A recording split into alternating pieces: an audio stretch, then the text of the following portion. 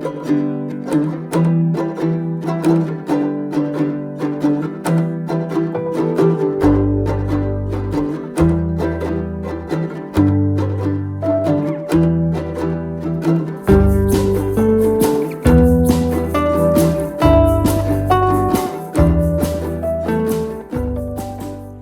le module 5, vous avez vu comment amener l'enfant à interagir, comment l'amener à prendre son rôle dans la communication. Mais vous vous demandez sûrement comment faire avec un enfant qui interagit déjà? Comment l'amener à améliorer ses phrases? Comment l'amener à améliorer sa prononciation ou sa compréhension? Comment faire pour l'aider à mieux raconter ou expliquer? C'est ce dont on va parler dans le module 6.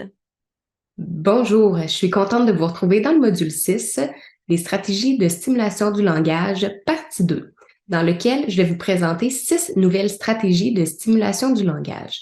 J'espère que vous avez apprécié le dernier module, le module 5. L'objectif va être le même. Le but, c'est que vous soyez capable d'utiliser les stratégies de stimulation du langage dans votre quotidien, dans vos rencontres avec les jeunes. Et pour y arriver, l'important, c'est de se pratiquer. Je vous présente concrètement ce qu'on va voir dans le module 6. Alors, module 6, les stratégies de stimulation du langage, partie 2. Je vous présente à nouveau le diagramme de l'organisation des modules de Modil. Donc, on se situe ici là, dans le module 5-6 qui présente les stratégies de stimulation du langage qu'on a divisé en 2 parties en raison de la quantité de stratégies que nous avions à vous présenter. Et ces stratégies-là vont vous être utiles pour les prochains modules puisque par la suite, on va vous présenter des activités adaptées à différents contextes dans lesquels vous allez appliquer ces stratégies-là. Donc, dans le module 5, on a vu 8 stratégies de stimulation du langage, des stratégies là, qui permettaient d'amener l'enfant à échanger. Ce qu'on souhaitait, là, c'est que l'enfant soit capable d'initier un échange et de poursuivre cet échange-là. Tandis que dans le module 6, notre but est de l'amener à préciser ses coups.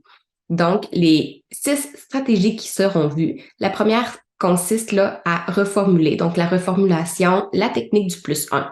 Ensuite, on va parler de la stratégie d'offrir un choix de réponse, de faire une phrase porteuse ou une ébauche orale, de faire des erreurs volontaires, des absurdités. Je vais vous parler du modèle et de l'enseignement explicite, ainsi que l'utilisation du support visuel. Mais dans le module 6, je vais également vous parler des fameux pièges qui sont à éviter et je vais vous présenter un arbre décisionnel des stratégies de stimulation du langage. Donc, quels sont les choix, quels sont l'éventail là, des stratégies qui peuvent être utilisées selon la situation. Chaque capsule est construite de la même façon que dans le module 5. Donc, je vous présente la stratégie, son utilité, à quoi elle sert, comment on peut l'appliquer dans différents contextes, comment on l'adapte avec les plus vieux, des astuces pour y penser. Je vais vous présenter là, plusieurs vidéos et on va toujours faire, encore une fois, ensemble l'exercice d'observer une stratégie ainsi que la réponse de l'enfant à cette stratégie-là. Puis, on va consigner le tout là, dans une note au dossier et par la suite, vous aurez le travail à faire de votre côté qui va consister à vous pratiquer à utiliser cette stratégie-là quelques fois là, dans votre semaine. Le module 6 est construit comme les autres modules, donc vous avez la section « J'apprends ». Par la suite, vous pourrez là, vous rendre dans l'onglet « Je m'exerce ».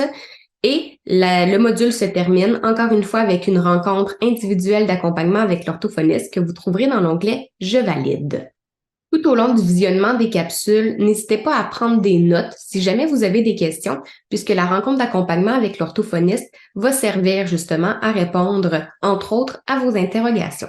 Alors, on se retrouve dans le prochain module pour la première stratégie de stimulation du langage de ce module-ci, soit la stratégie de la reformulation et la technique du +1. À tout de suite!